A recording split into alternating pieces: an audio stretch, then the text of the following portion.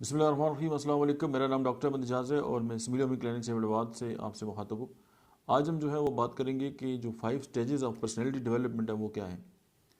हम अगर नफ्सियात की बात करें तो फ्राइड कुछ और कहता है और बाकी लोग और कहते हैं। हम ओवरऑल जो है जनरलाइज जो पर्सनैलिटी डेवलपमेंट की बात करते हैं, हम उसको ज़रा थोड़ा सा डिस्कस करने की कोशिश करेंगे कि सबसे इंपॉर्टेंट जो बात है अपनी पर्सनैलिटी के अंदर डेवलपमेंट लाने के लिए वो ये है कि हमें सेल्फ अवेयरनेस होनी चाहिए। अब सेल्फ अवेयरनेस का मतलब ये है कि हम अपने आप को जानें कि हम बेसिकली क्या हैं। आपने ऐसे बहुत सारे लोग देखे होंगे कि जो ज़िंदगी में कामयाब तो हो जाते हैं, उनका प्रोफेशन भी ज़बरदस्त होता है, लेकिन उनकी तालीम कुछ और होती है, उनका प्रोफेशन कुछ और होता है और उनका जो फ़न है या वो लोग जिस चीज़ को पसंद करते हैं वो कुछ और होता है।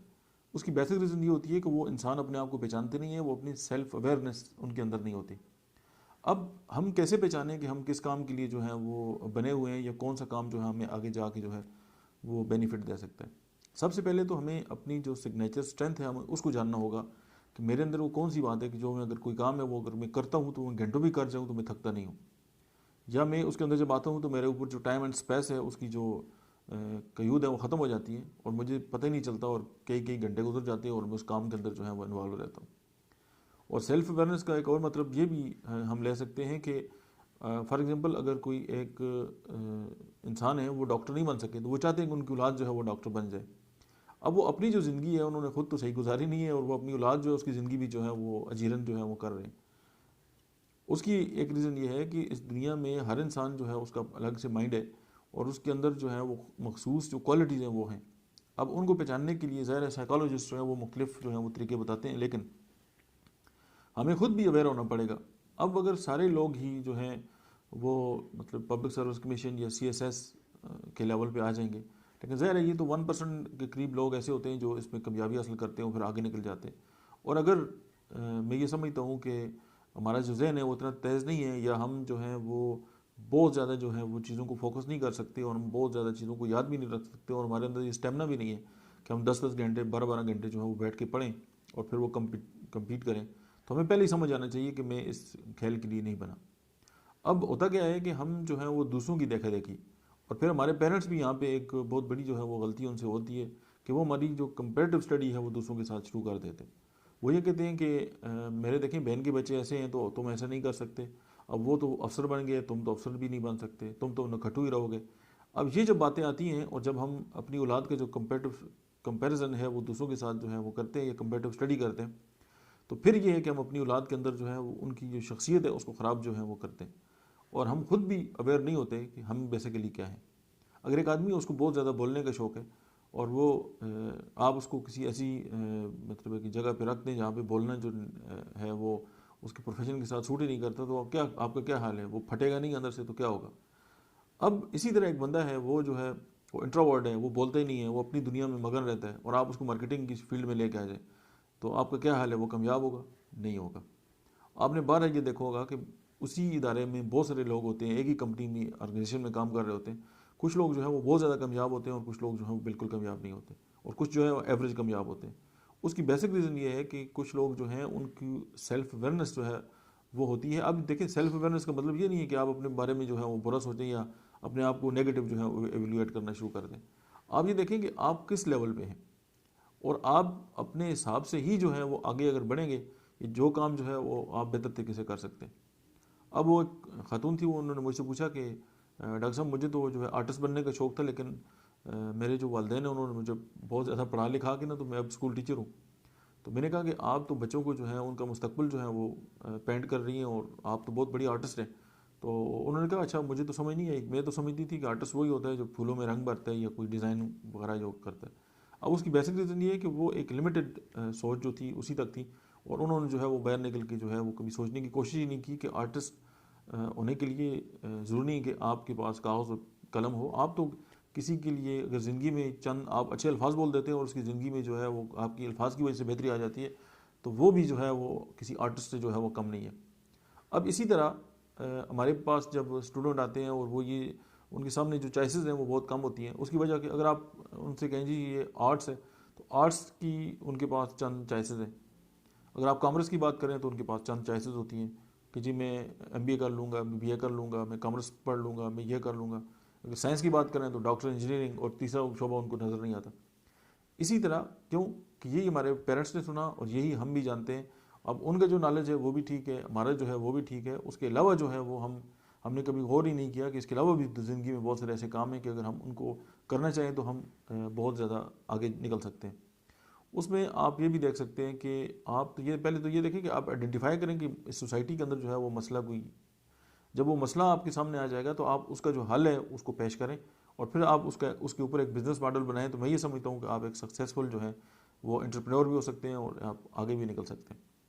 अब हमारा जो तलीमी निज़ाम है वो हमें एक बात सिखाता है कि आप जितना भी पढ़ जाएँ आपने करनी नौकरी है।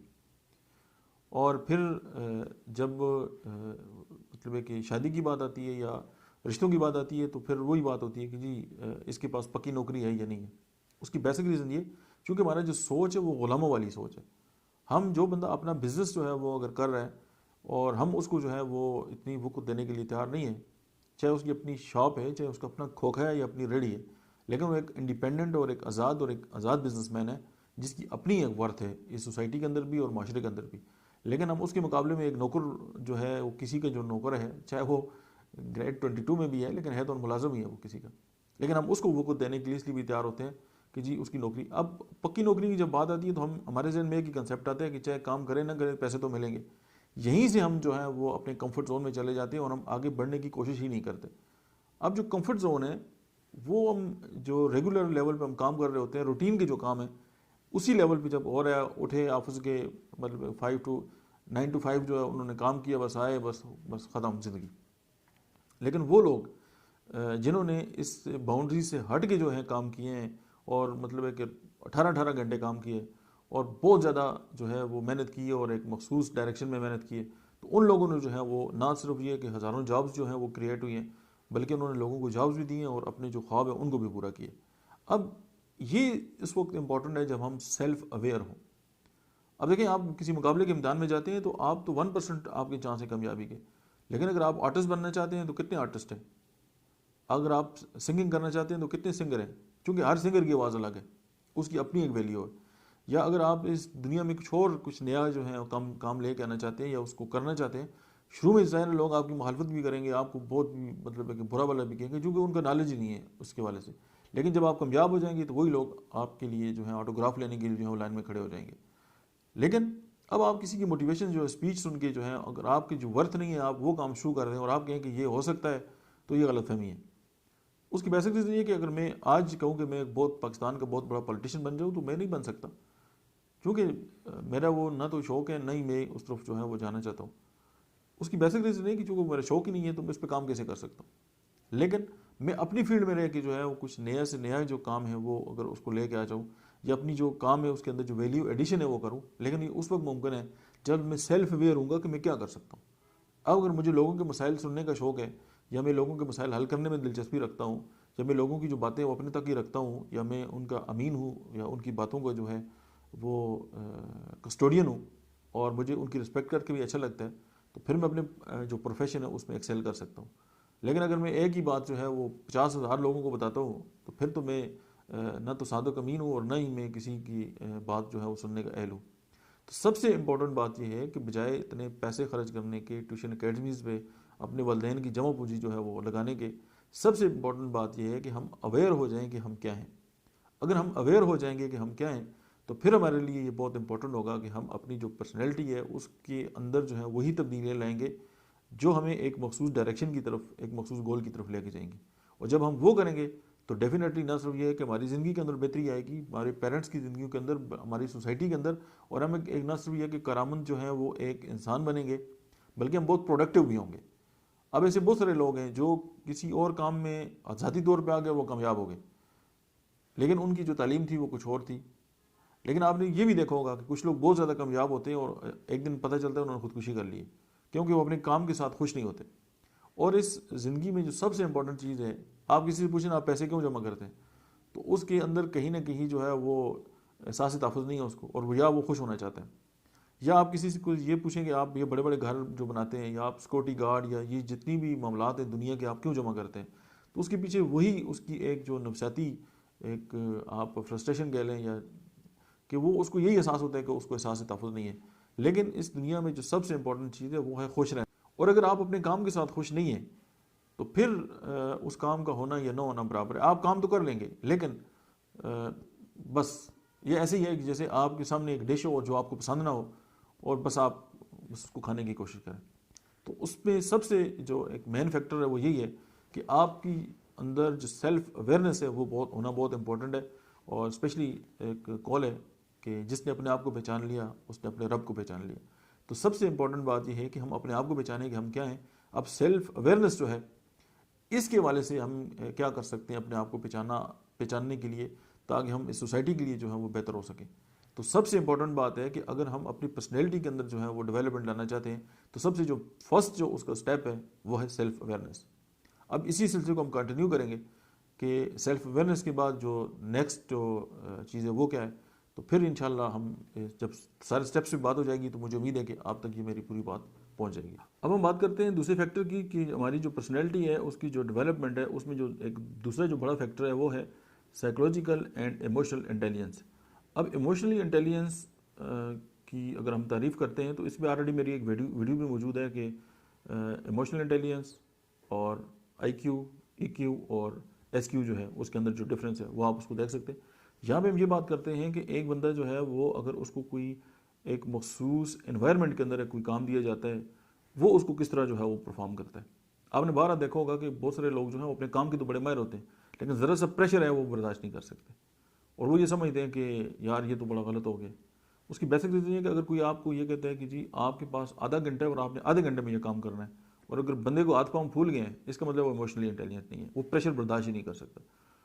और ये भी जो है वो एक टेस्ट का और एक तरीका होता है कि किसी को अवेयर करने का। फॉर एग्जांपल आपको फौरी तौर पे कोई काम करने का अगर कहा जाता है और आप ज़हनी तौर पे हर वक्त हर किस्म की जो तब्दीली है उसके लिए अगर तैयार हैं और आप जो है वो बहुत ही अपने इमोशंस को कंट्रोल करते हुए और अपने उन इमोशंस को अपने भी बेनिफिट के लिए और दूसरों के फ़ायदे के लिए भी किस तरह अगर इस्तेमाल कर सकते हैं और आप ये इल्म जानते हैं, तो फिर ये चीज़ जो है आपकी पर्सनैलिटी जो है उसके अंदर जो है वो उसकी डेवलपमेंट में बहुत ज़्यादा किरदार अदा करती है।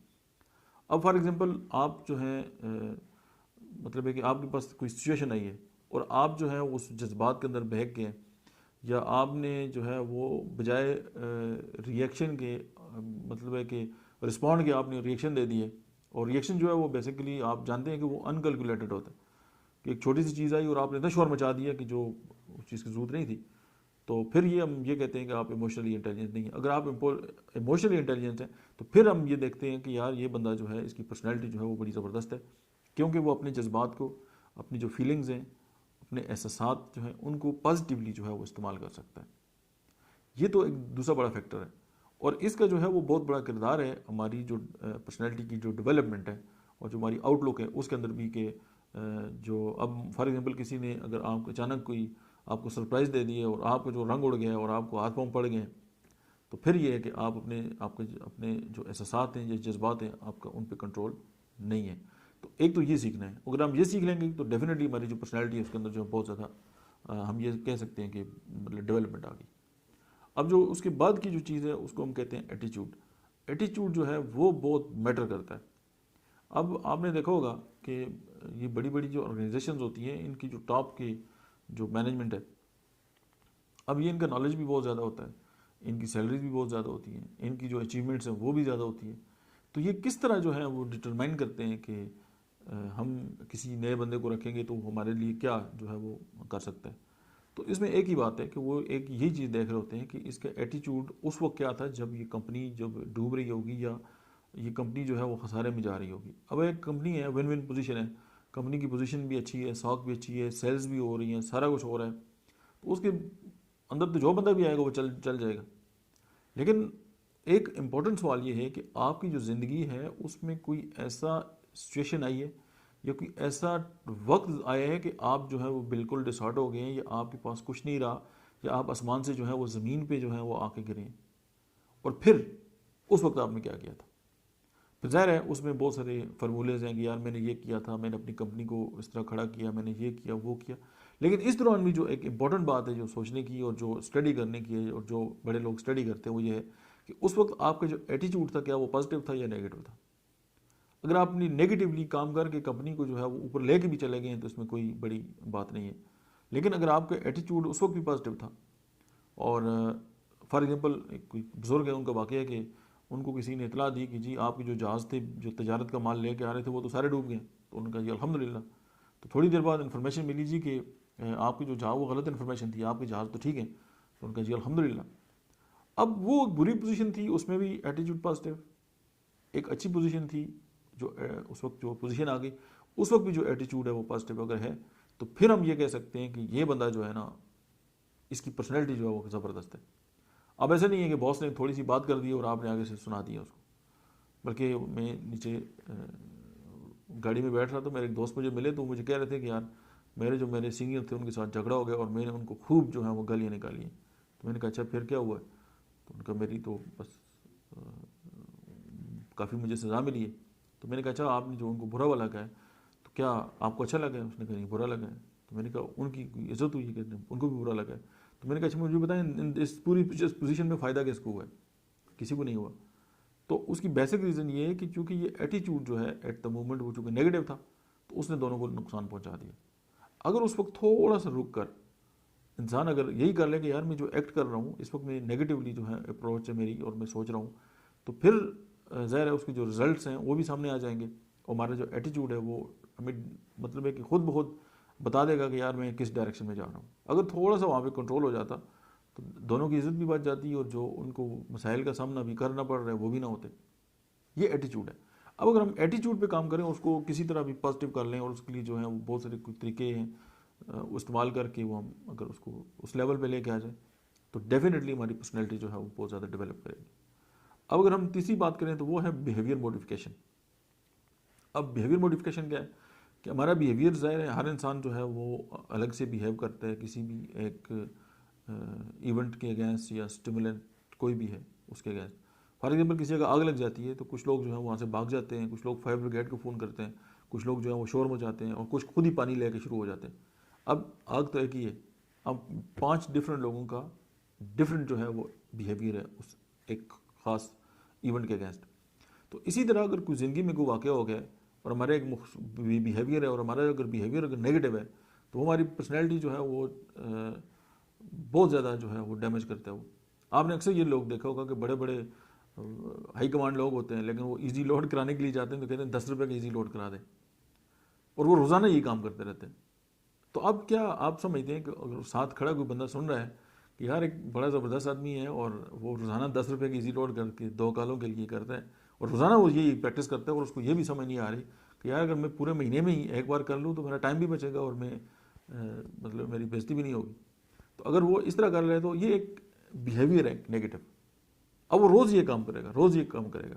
इसी तरह अगर कोई इंसान है वो बात करते हुए अगर वो आपने देखा होगा अक्सर लोग जो है वो गाली निकालते हैं, वो बड़े ही ज़बरदस्त किस्म के लोग होते हैं लेकिन उनका तकिया कलाम होता है।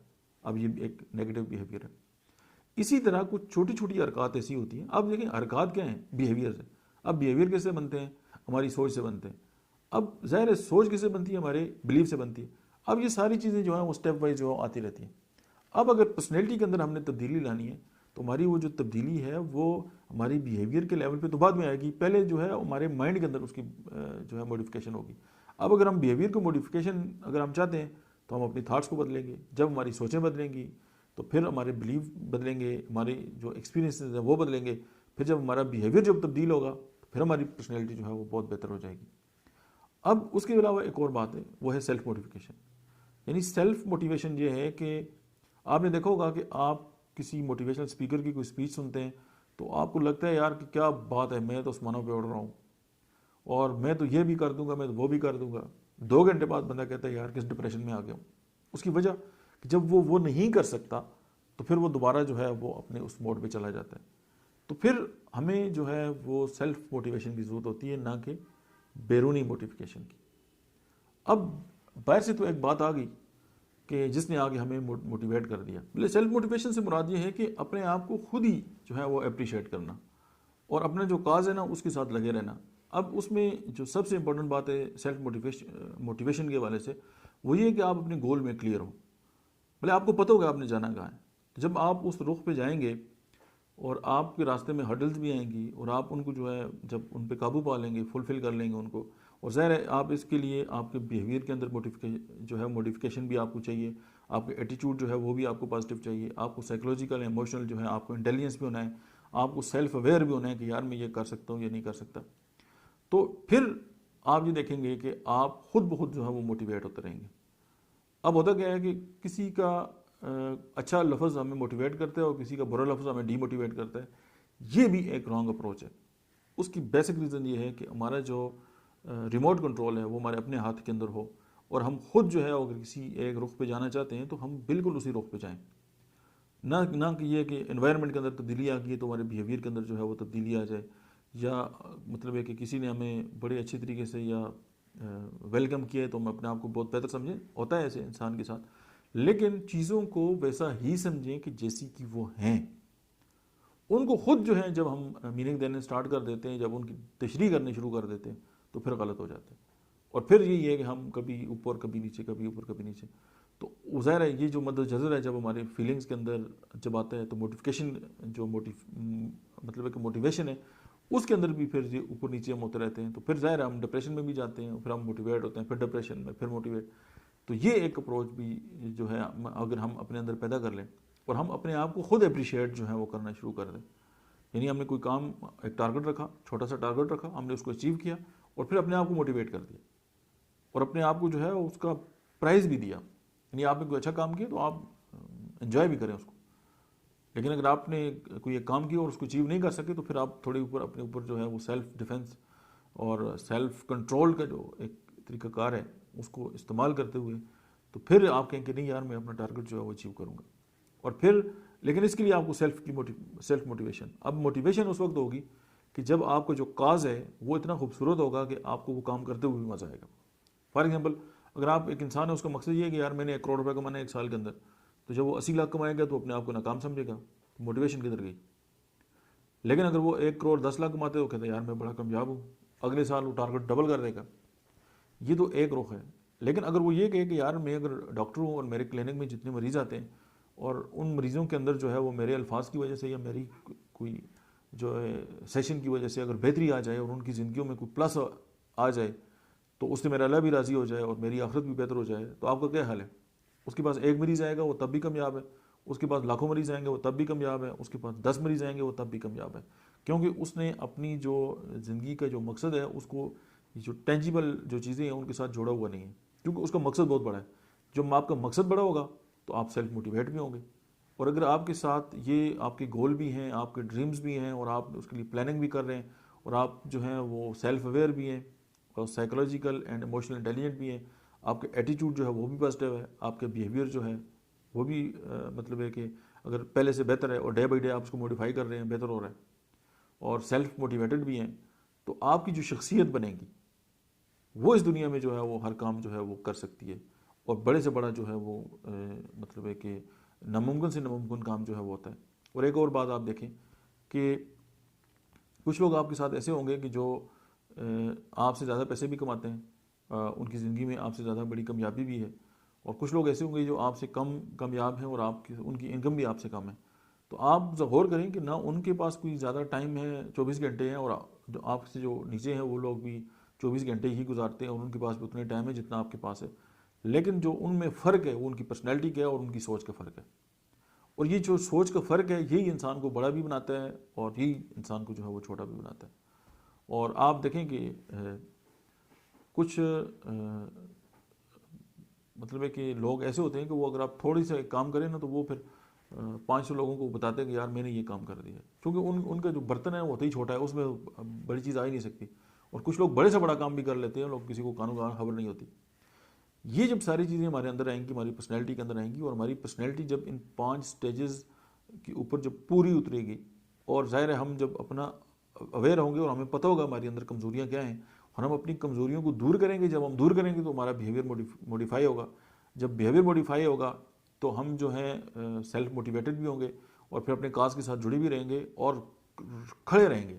आप देखिए किसी इंसान के पास नॉलेज हो सकता है बहुत ज़्यादा हो, लेकिन उसकी वैल्यू 5% है, उसका जो उसके साथ जो स्किल्स हैं उसकी भी एक वैल्यू है। लेकिन सबसे जो मेन बात है वो ये है कि कभी भी मतलब है कि पीछे ना हटना। और अगर आप पीछे नहीं हटते और आपके अंदर ये भी अब ये इसका मतलब ये नहीं कि आप रियलिस्टिक नहीं है या आप गलत बात पे भी हैं और डटे हुए हैं, तो ये सारी चीज़ें जब आप जमा करेंगे ना, और जो आपकी पर्सनैलिटी बनेगी वो बहुत बड़ी ज़बरदस्त पर्सनैलिटी होगी। और एक और बात कि कोई भी इंसान जो है वो अपनी पर्सनैलिटी से ज़्यादा जो है वो कुछ हासिल नहीं कर सकता। और अगर आप ये चाहते हैं कि आपके ऊपर जो ये डेप्रिसिएशन है उसका असरअंदाज भी ना हो, ये जो अफराद ज़ाहिर है ये भी असरअंदाज ना हो, तो फिर अपनी ज़ात के ऊपर खर्च करना सीखें। जब आपकी ज़ात के अंदर, जब आपकी पर्सनैलिटी जो है वो ग्रूम करेगी, तो आपके पास पैसे भी बहुत सारे आएंगे, आपकी कामयाबियों की तादाद भी बहुत ज़्यादा होगी, और लोग भी आपके साथ जुड़े होंगे। और कोई भी इंसान जो है वो अपनी शख्सियत से ज़्यादा नहीं कमा सकता। और किसी भी इंसान की जो औकात है वो उसकी शख्सियत से ही बनती है कि कौन कहाँ पे जो है वो खड़ा रहता है। तो जब आप एक अपनी शख्सियत को बेहतर करेंगे तो फिर आप जिस लेवल पे खड़े होंगे तो सारी दुनिया आपके लिए है, और आप ही तो बेसिक हैं, और आप नहीं हैं तो फिर क्या है।